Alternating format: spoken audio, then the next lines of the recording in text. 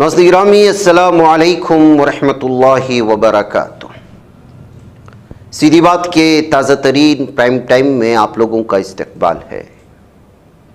ناظرین گرامی، میں انصار عزیز ندوی اس وقت آپ لوگوں کے سامنے ایک خاص موضوع پر گفتگو کرنے جا رہا ہوں، اور وہ ہے رفتار زمانے کے ساتھ مدارس جس انداز میں اپنے آپ کو بدل رہے ہیں یا بدلے جا چکے تھے اور ہماری نظریں وہاں تک نہیں پہنچی تھی۔ ناظرین گرامی، کہ آپ کو معلوم ہے کہ آپ صلی اللہ علیہ وسلم کے زمانے میں سب سے پہلے مدرسہ کہاں قائم تھا؟ اکثر لوگ کہتے ہیں کہ صفہ ہمارا پہلا مدرسہ ہے۔ نہیں، اس سے پہلے بھی الگ الگ نوعیتوں کے مدرسے بن چکے تھے۔ ایک لمبی تاریخ ہے، لیکن مختصر میں آپ کے سامنے پیش کر کے پھر میں اپنے موضوع کی طرف بڑھتا ہوں۔ سب سے پہلے جس مقام کو آپ صلی اللہ علیہ وسلم کے دور میں آپ تعلیم کا مرکز کہہ سکتے تھے یا مدرسہ کہہ سکتے تھے، وہ حضرت ابوبکر صدیق رضی اللہ تعالیٰ عنہ کا وہ چبوترا تھا جو آپ کے گھر کے سامنے تھا، جس پر آپ نماز و قرآن پڑھا کرتے تھے، اور کفار کے لڑکے اور عورتیں آپ کے گرد جمع ہو جاتے اور قرآن کو سنتے۔ یہ بات کفار کو ناگوار ہوئی اور انہوں نے صدیق اکبر رضی اللہ تعالیٰ عنہ کو اس چبوترے کو چھوڑنے پر مجبور کیا۔ بخاری شریف میں یہ روایت موجود ہے۔ پھر دوسرا مدرسے کا نام تھا دار ارقم۔ مکے کی زندگی میں خاص ایسی جگہ جس میں مسلمان تعلیم کے لیے بلا روک ٹوک آتے جاتے ہوں، اور اس میں طلباء کے لیے کھانے پینے اور خورد و نوش اور قیام کا انتظام ہو۔ اس پریشانی کے دور میں بظاہر اس کا تصور بھی نہیں ہو سکتا تھا اس زمانے میں، مگر حیرت کی کوئی انتہا نہیں رہی تھی جب ہم ارباب تاریخ و سیر کی دار ارقم کے متعلق بتائی ہوئی تفصیلات کو دیکھتے اور پڑھتے ہیں۔ یہ مقام کوہ صفا کے دامن میں تھا، جس میں رسول اکرم صلی اللہ علیہ وسلم تقریباً 40 صحابہ اکرام کے ساتھ قیام پذیر تھے، جن میں مرد اور عورتیں سبھی شامل تھیں۔ اس گھر کے قیام کے زمانے میں حضرت عمر رضی اللہ تعالیٰ عنہ نے اسلام قبول کیا تھا۔ یہ دوسرا مدرسہ کہہ سکتے ہیں ہماری اسلامی تاریخ کا۔ تیسرا مدرسہ جو تھا وہ مدرسہ شعب ابی طالب یا مدرسہ بیت فاطمہ جس کو کہہ سکتے ہیں۔ ہجرت سے قبل حضرت عمر رضی اللہ تعالیٰ عنہ کے بہنوئی اور بہن کے مکان پر خباب ابن ارت کے قرآن پڑھانے کا ذکر اوپر آ چکا ہے، آپ جانتے ہیں۔ یہ بھی تو مدرسہ تھا، وہاں بھی تعلیم دی جا رہی تھی۔ آپ اس کو بنات کا نام بھی دے سکتے ہیں۔ مدرسہ بیت فاطمہ، مدرسہ شعب ابی طالب، جس میں نبی کریم صلی اللہ علیہ وسلم نے اپنے ساتھیوں کے ساتھ 7 نبوی سے لے کر 10 نبوی تک کے اس تاریخ کے درمیان میں قریش مکہ کے ظالمانہ مقاطعہ کرنے کی وجہ سے 3 سال تک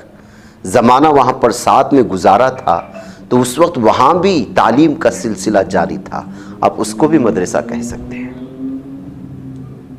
اس کے بعد حبشہ چلے گئے مسلمان ہجرت کرتے ہوئے، وہاں پر بھی تعلیم و تعلم کا سلسلہ جاری رکھا صحابہ اکرام نے۔ پھر اس کے بعد مدنی زندگی آتی ہے، پھر مدرسہ قباء آتا ہے جہاں پہلی مسجد بنی، پھر وہاں بھی تعلیم و تعلم کا سلسلہ جاری رہا، پھر مدرسہ صفہ کا جو ہے باری آتی ہے۔ میں کبھی اس پر سیر حاصل بحث کروں گا انشاءاللہ تعالیٰ، اور وہاں کی تفصیلات احادیث کی روشنی میں پیش کروں گا، لیکن اس وقت جو خاص موضوع میں لے کر کے آیا ہوں، مدارس کی اس ذکر کو اس لیے لے کر کے آیا ہوں کہ بھارت میں یا پوری دنیا میں اس وقت جس طرح سے مدارس کو نشانے پر لیا جا رہا ہے، ایسے حالات میں مسلمانوں میں، بالخصوص بھارتیہ مسلمانوں میں، وہ عصری تعلیم کو لے کر کے ہو یا دینی تعلیم کو لے کر کے ہو، پہلے سے ہی ایک انقلابی احساس تھا، لیکن جب سے ٹارگٹ کیا جانے لگا تو مدارس اپنے آپ کو بدلنے لگے۔ بالخصوص مدارس دینیا کے، لیکن بدلے تھے، ان کے پاس سب کچھ تھا، ان کے پاس سسٹم تھا، دنیا کے سامنے لایا نہیں جا رہا تھا۔ بحیثیت صحافی مجھے 22 سال کا عرصہ بیتنے کے بعد نہ جانے کتنے مدارس میں گیا، پروگرام اٹینڈ کیا، کہیں جو ہے پروگرام میں شرکت کی غرض سے، کہیں جو ہے مہمان بن کر کے، تو کہیں وہاں کی رپورٹنگ کرنے کے لیے۔ اسی سفر کے ساتھ ساتھ ابھی ایک دن قبل مجھے گجرات کے احمد آباد کے 90 کلومیٹر پر فاصلے پر موجود ایک قریہ کہیں، تحصیل کہیں، گڑھا جانے کا موقع ملا، اور وہاں کے جامع العلوم کو قریب سے دیکھا، وہاں کے مدرسے کے سسٹم کو سمجھنے کی کوشش کی۔ کیمپس گھوما تو کہیں دور دور تک ایک کچرے کی چیز بھی آپ کو جو ہے پڑی ہوئی نظر نہیں آئی۔ ہاسٹل کی سیڑھیاں چڑھ رہا تھا تو دیکھا کہ چپل اور جوتے ترتیب سے لگے ہوئے ہیں، اور ہر جوتے کے ساتھ ایک نمبر ہے۔ پتہ چلا کہ چپلوں کو بھی اس انداز میں تقسیم کیا گیا ہے کہ بچہ اپنے چپل اور جوتے کو نہ کھوج پائے۔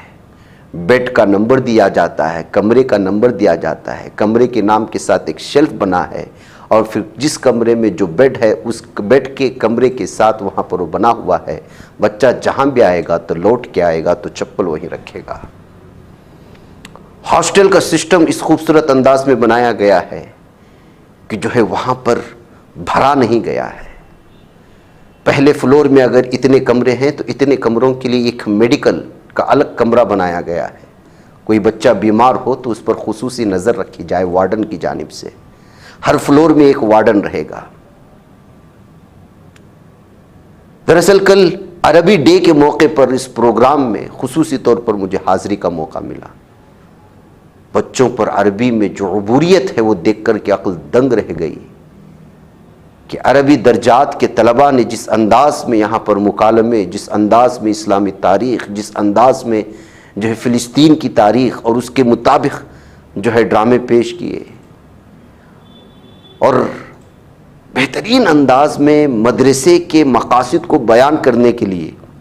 استاد کی شکل میں، بچوں کو پڑھانے کی شکل میں الگ الگ آئیڈیاز کے ساتھ جو ڈرامے پیش کیے گئے، تمام چیزوں کو دیکھ کر کے، اور بلانے والا، نظامت کرنے والا، تقریر کرنے والا، مہمان خصوصی جو بھی ہوگا عربی میں بولے، ان تمام چیزوں کو دیکھنے کے بعد جب میری نظر یہاں کے تعارف نامے میں پڑی اور اس میں کچھ چیزیں انہوں نے جو شامل کی تھی اس کو میں نے موازنہ کر کے دیکھا، تو واقعی میں اس تعارف نامے میں اس مدرسے کے بانی حضرت مولانا سیف الدین صاحب اسلام پوری نے جس مقاصد کو، جس اغراض کو بیان کیا ہے، اس کو من و عن میں نے وہاں پر جو ہے ہوتے ہوئے پایا۔ جیسے انہوں نے اس موقع پر الگ انداز میں بیان کرنے کی کوشش کی ہے کہ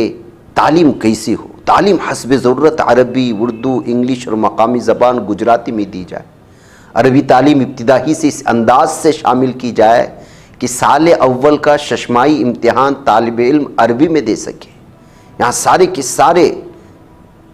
جو آپ کے ایگزامز ہوتے ہیں وہ عربی میں دیے جاتے ہیں۔ عربی زبان کو محض ایک نظری اور خشک زبان نہ بنایا جائے کہ اسے وہ خود نہ بول سکے۔ فلسفہ نحو و صرف اسی لیے پڑھایا جائے تاکہ وہ عربی زبان سے خود لطف اٹھا سکے اور بول سکے۔ قرآن و حدیث سے استفادہ کر کے بگڑے ہوئے معاشرے کے لیے ناصحانہ اور داعیانہ انداز میں ان کی الجھنوں کا واحد حل اسلام کو بتا سکے۔ ایسا دارالعلوم جس میں طلباء کی بیک وقت چار جوانب سے ذوق عبادت، فکر اسلامی، اخلاق، ٹھوس علمی استعداد ایک ساتھ پروان چڑھانے کی سنجیدہ کوشش کی جاتی ہو۔ طالب علم کی چاروں جانب کو ایک ساتھ ترقی دینے کے لیے معقول اور منضبط لائے عمل ہو، جس سے اس کی ہم جہتی ترقی ہو سکے، بلکہ دھن اور لگن اس انداز کی ہو کہ دیوانگی معلوم ہو جائے۔ اس مدرسے کے بانی اور اس کے صدر سے محو گفتگو پتہ چلا، میں نے پوچھا کہ اس انداز میں بہترین طور پر جو عربی بولی جا رہی ہے اس کی اصل وجہ کیا ہے، تو انہوں نے مجھے ایک چیز یہاں سمجھانے کی کوشش کی اور کہا کہ آپ جب انگریزی اسکولوں میں جاتے ہیں تو دیکھتے ہیں کہ وہاں انگریزی زبان کی اصول و ضوابط پر پہلا ہے، وہاں پر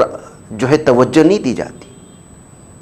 وہ ایل کے جی ہو یو کے جی ہو تو اس سے بات کروایا جاتا ہے، اس کو یہ فرق نہیں پڑتا کہ اس نے اس میں کتنی غلطیاں کر رہا ہے، اس کو بات کروانے کی عادت ڈالی جاتی ہے. وہ سمجھے نہ سمجھے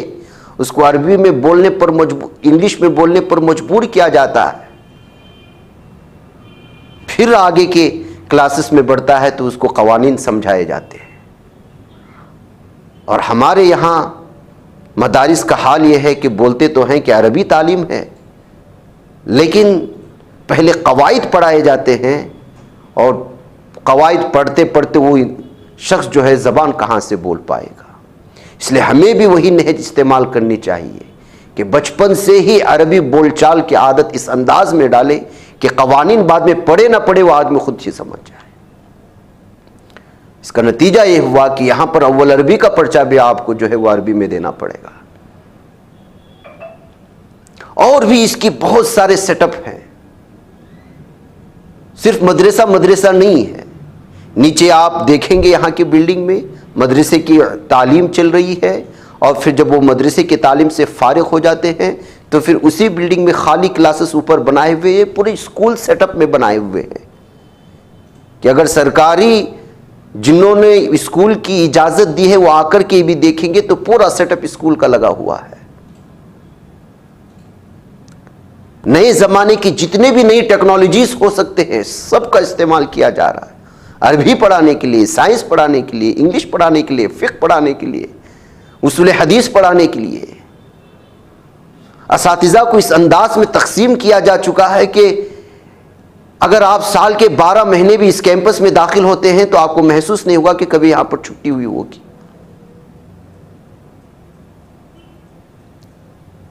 آپ کو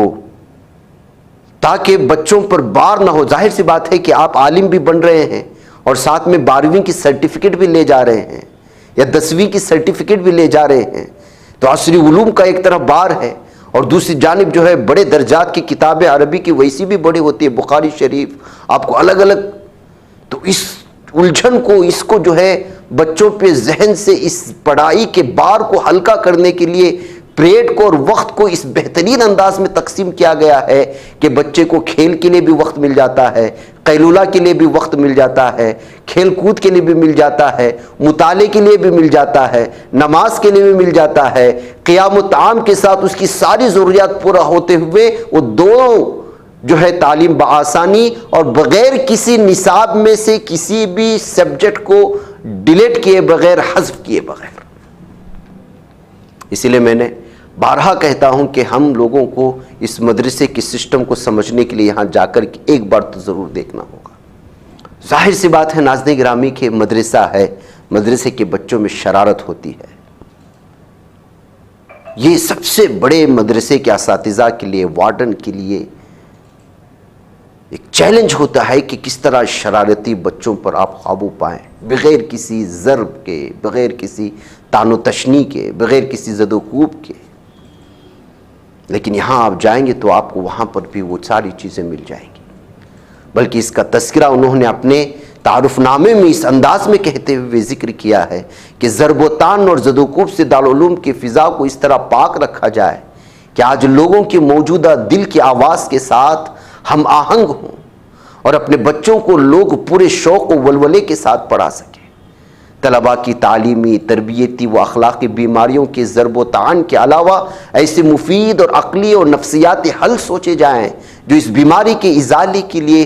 اکثیر اور حیاتین کا کام دے. اور ظاہر سی بات ہے کہ طبیعتوں کے اختلاف کے ساتھ علاج و حل بھی مختلف ہوتے ہیں. دارالعلوم ایک اعلیٰ تربیت گاہ،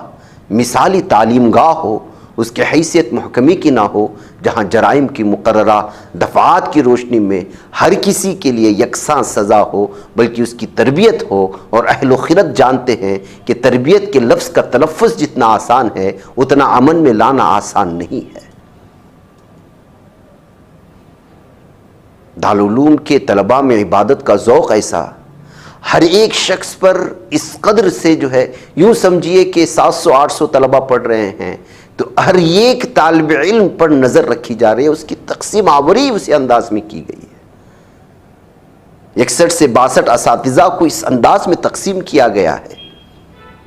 کہ وہ کام کی کثرت کی وجہ سے بوریت بھی نہیں ہوتے اور ان کے کوئی حقوق مارے بھی نہیں جا رہے،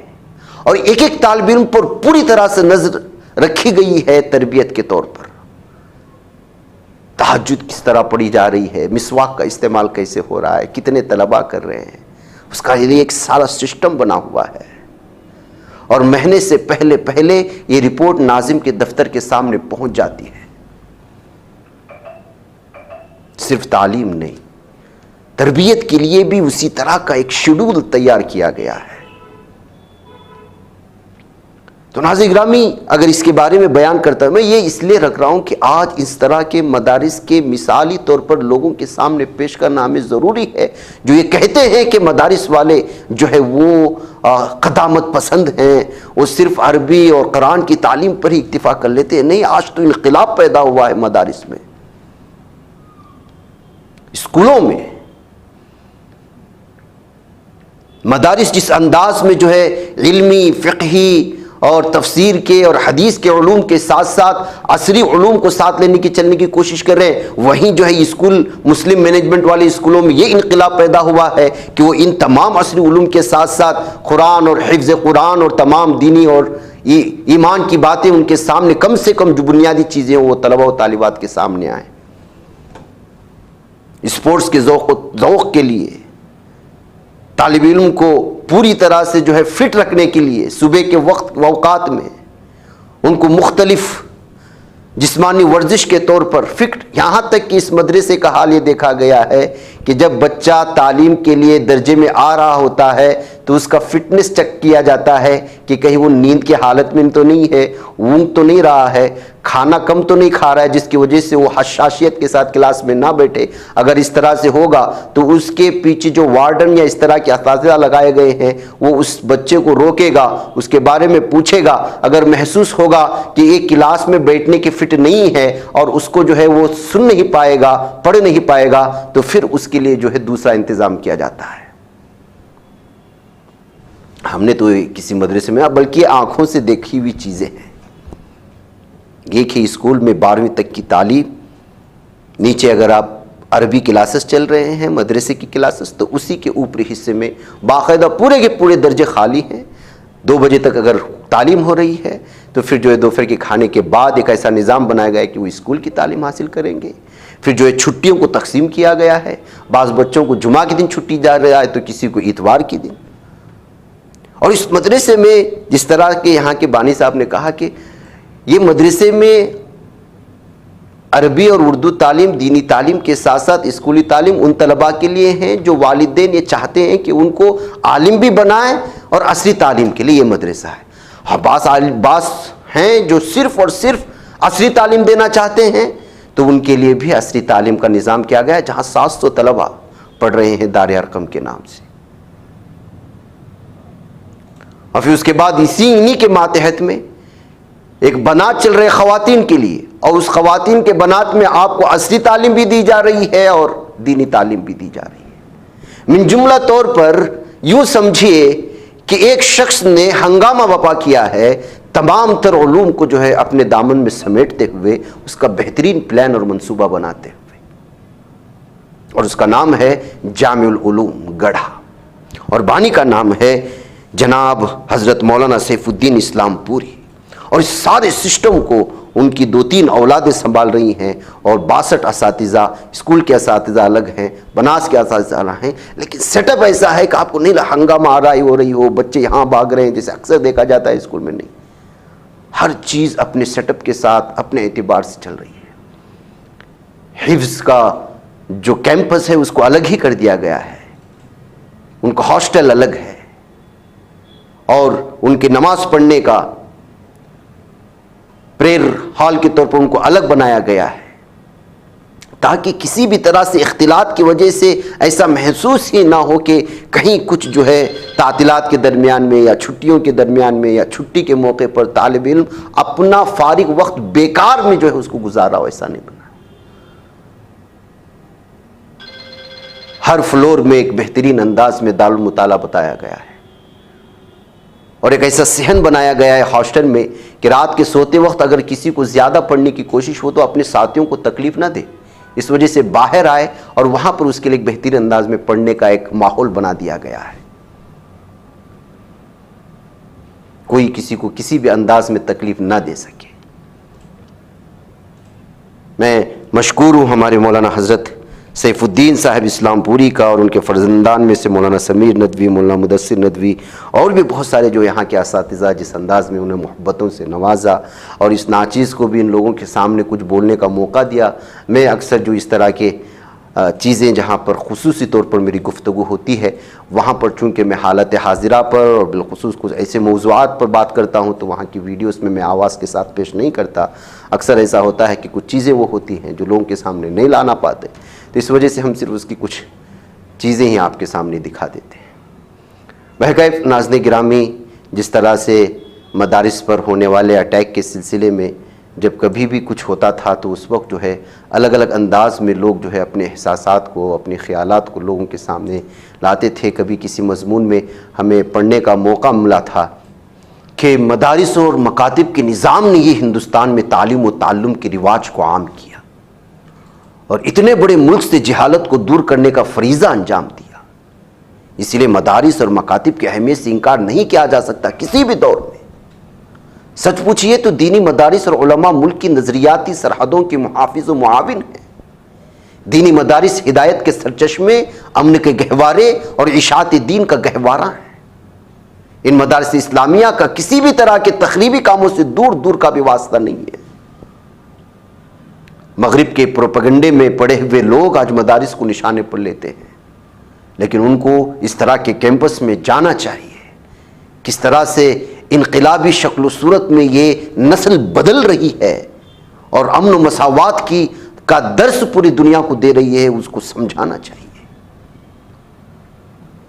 جسے انہوں نے لکھا تھا کہ اونچ نیچ مٹانے کا حکم دیتا ہے، صاف لفظوں میں کہتا ہے کہ سارے انسان ایک ہی ماں باپ کے اولاد ہیں، اس لیے کسی کو کسی پر فوقیت حاصل نہیں، الا ایک انسان اپنے بہترین اعمال اور اخلاق و کردار کی پاکیزگی سے بلند مرتبہ حاصل کرے، اور اسی بہترین اعمال اور اخلاق و کردار کی پاکیزگی پیدا کرنے کی تربیت ان مدارس میں دی جاتی ہے۔ آج کا دور جو تہذیبی تصادم کا دور ہے، اس دور میں نوجوانوں کے اندر یہ ایمان کا شعور زندہ ہے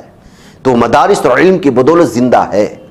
دینی مدارس اور دینی مدارس کے طلباء وحدت کی نشانی اور اتحاد و یکجہتی کا عملی ثبوت ہیں۔